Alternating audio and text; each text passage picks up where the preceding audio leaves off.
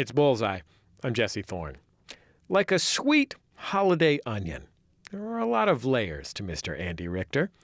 There's the Andy Richter you probably know, the longtime sidekick to Conan O'Brien, the actor with memorable roles on Arrested Development or in Cabin Boy, the star of Andy Richter Controls the Universe. He's a really funny guy. He's also a sincere lover of the holidays, pretty much however you celebrate them. He was gracious enough to come by last year to talk about all that with me. To get in the spirit, let's take a listen to a little holiday bit from Andy on Conan on TBS. This doesn't really need that much setup. It's called Andy's Holiday Scam Watch. And you guessed it, Andy is about to tell us about some classic Yuletide scams. Thank you, Conan. This first one's called the letter trick. Your children start writing letters to Santa Claus asking for things like Game Boys and hoverboards. Well, you don't want to disappoint him, so you buy those things. Santa gets all the credit and you're out $600. Scale! That's not really a scam. This next scam is called the Parent Trap. Andy Richter, welcome to Bullseye. It's great to have you on the show. It's great to be here. It's taken me long enough. What's my problem? We talked when Conan moved to TBS. You were Oh, on the that's show. right. But that was a million years ago before you moved into these palatial. I had my own office. That's right. That was when we were in a sweaty bedroom Yes. somewhere. Now we're in this sweaty murder box. Yeah. The portable studio in That's which we right. record the show now. Are you a Christmas lover? I am. I really do love it. And I am a pretty devout agnostic. So, I'm one of those that just is, I don't care what it's about. I just think hanging lights on your house is great. I think getting a contact high from kids is great.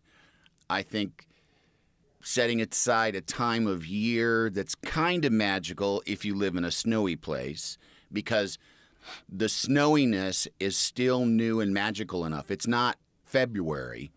It's not like when you get an ice storm in February where it's not so romantic. An ice storm on December 23rd, it can be deadly but it still feels like, oh, there's a transformative force in the universe that turned our whole world into a frosted mini-wheat.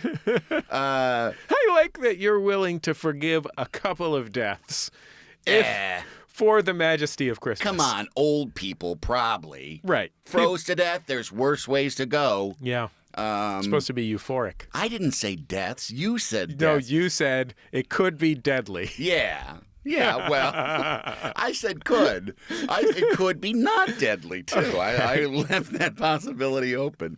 Did your family get along at Christmas when you were a kid? Mostly. They were very up and down because of dysfunction and dissolution and alcoholism and fighting, and just marriages breaking up and things like that sort of threw a wrench into the works. And also, too, Christmases, they were very up and down depending on the economy. As my stepfather, my parents divorced when I was 4, so I don't even really have a lot of recollections of Christmases prior to that I can really be sure are actual memories and not manufactured ones based on photographs or whole movies. The ones that I really remember, my stepfather had a plumbing business, so we had some Christmases that were just an orgy of consumerism, and then a couple that were, and then the next year it would be sort of like, well, Santa's has it rough this year, I guess. North Pole wasn't getting any shipments this year, so.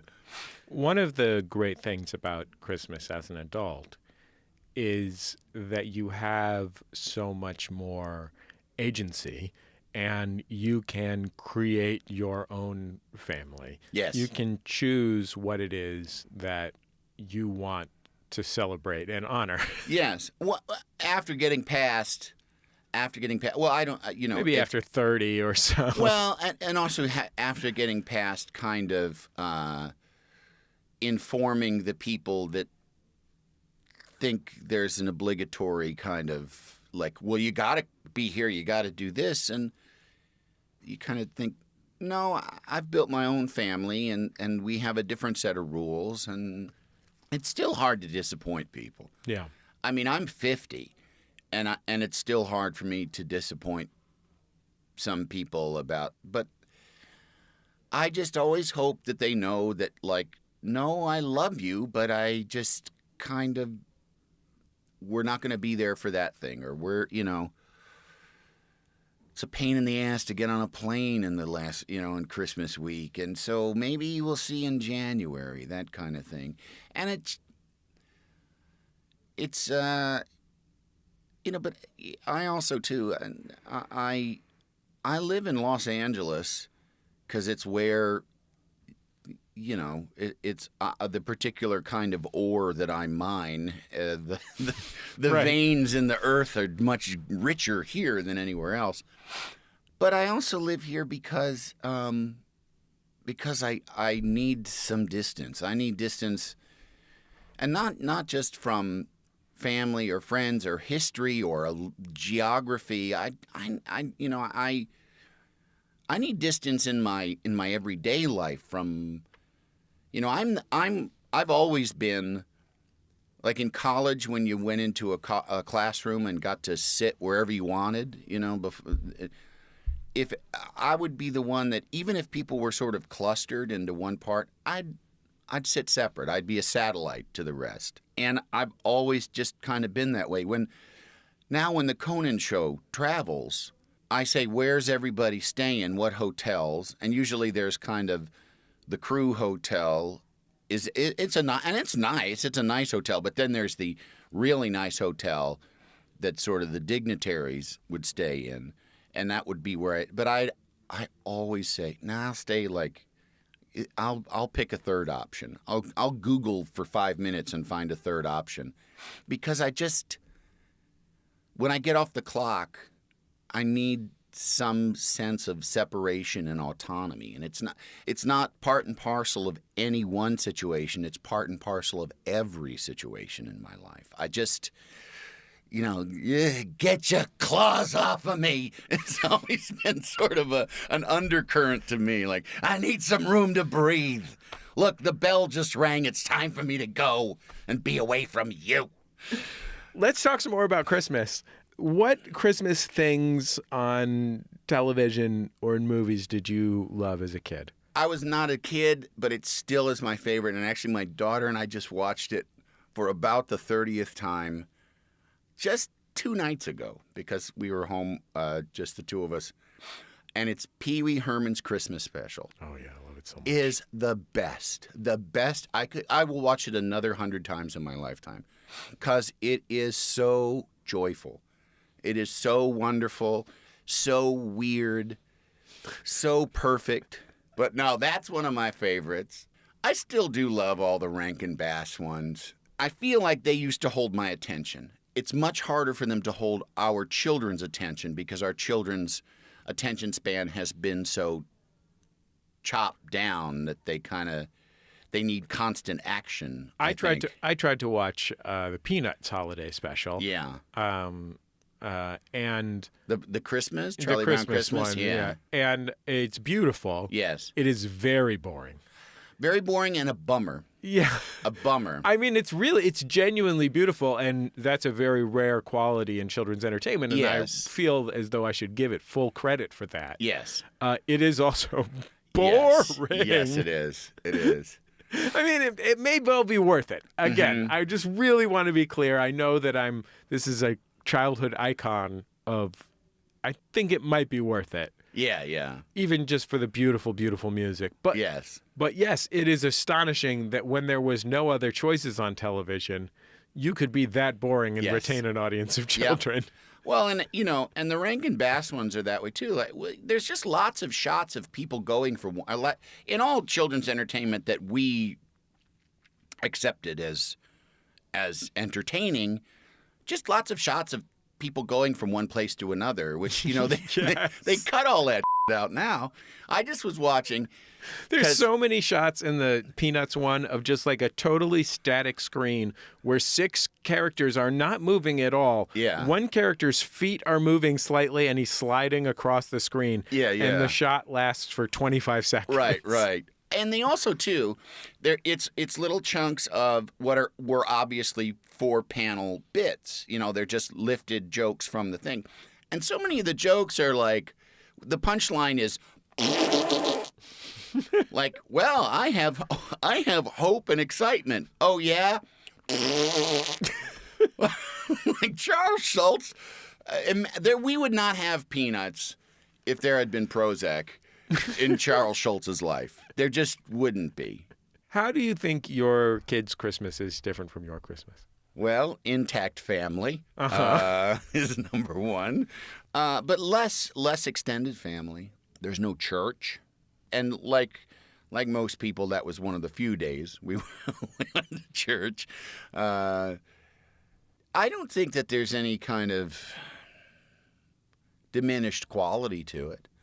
The continuity that they've had, I just, and it's not anybody's fault or anything, but it's really something to have parents that are still. I mean, my wife and I have been married for 22 years now, and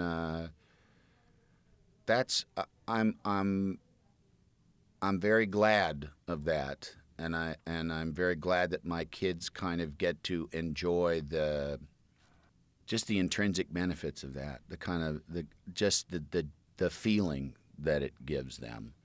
Being married for 22 years is it's work, and it's certainly not a walk through the park. But it'd be one thing if it was 22 years of 2 people who were sick of each other, but it's not. It's 22 years of people who still love each other very much and are still very much partners in all aspects of their life. So that makes a Christmas merrier, I think. One of the things about Christmas is that it is a celebration of continuity. Yes. Right? It's that every year the seasons change. Every year there's Christmas. Uh-huh. In some ways, it's a celebration of things like being married for a long time. Yeah. It does sometimes, though. Sometimes you think about divorce. No, well, yeah, Jesus Christ. I can't tell you how many times I'm like, well, driving by an apartment building near our house and think like, well, I guess I could live there. I mean, I'd still be able to, I could walk over to the house and still drive everybody to school, walk the dogs if necessary. Especially now, like my son just turned 16 today. Happy birthday, William. He's 16. My daughter's 11. With the passage of time, there is now, they're not little kids anymore. And actually, my daughter just this year gave up Santa Claus. I mean, it was forced to because she held on to a belief in Santa Claus for a long time. I think stubbornly. I think kind of knew the jig was up, but still was still pushed through. My daughter came to my wife, and this is when I was at work, and said, she came up to her and said, "Mom, you're the tooth fairy, aren't you? You're the one that puts the money under my pillow." And Sarah said that because she was looking her right in the eye, she couldn't lie to her, and she also was, she just couldn't lie to her when you look, if you have a policy of not looking your children in the eye and lying to them, it's hard to break that policy. And she said, "Yeah, you're right, honey. I am the tooth fairy." And she said, my daughter flipped out, went crazy, crying. "Oh my God, I knew it, crying and so upset and totally out of the blue. My wife threw a reaction my wife was not expecting. Trying to calm her down, and then she said, as she's crying and saying like, "What else has a lie? And I can't believe it. I feel so stupid that I believed this." And she said, well, Daddy's not Santa Claus, is he? And my wife went, no. Santa's real. Santa's real. And so she told me this, and I came home and I knew about it, and my wife, I got home and I saw my wife and she's like, oh boy, wow, was that a shock that.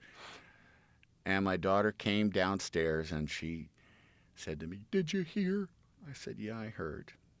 And then she said, I just am so upset by it. I didn't know it was I should have known. And then she said to me, Daddy, are you Santa Claus? Is Santa Claus real? And there again, I was looking her in the eye. She's 10 years old. I said, yeah, honey, I'm Santa Claus. I said, well, Mommy and I, there isn't a Santa Claus. Oh, boy. Oh. Just awful. And there again, she's like, I feel so stupid. I can't believe I believed it for so long. And kids, because I was also thinking, some jerk at school, some kid is gonna ruin it anyway, and like I said, I just couldn't lie to her. I just couldn't look her in the eye and lie to her. And she would, she ended up being okay with it and kind of like later laughing about it. But, it was not easy to sort of, disavow them of the notion of, disavow her of the notion of magic. But the reason I bring it up is because it is the passage of time and the continuity is a wonderful thing about Christmas, but it is it does put a container on it. Like it is a ticking off, like how many more Christmases do we have with my son as a resident in our house? And how many more Christmases do we have of toys under the tree? When does it become, just sweaters and iPhones? I mean, it's already kind of gone that way. Well, Andy, Merry Christmas. Yeah. Merry Christmas, everybody. Andy Richter, ladies and gentlemen. Catch him on pretty much every episode of Conan on TBS, one of the most consistently funny shows on television, and he is a joy on it. You can also follow him on Twitter at Andy Richter. Seriously, I love Andy Richter. Get yourself some Andy Richter in your life.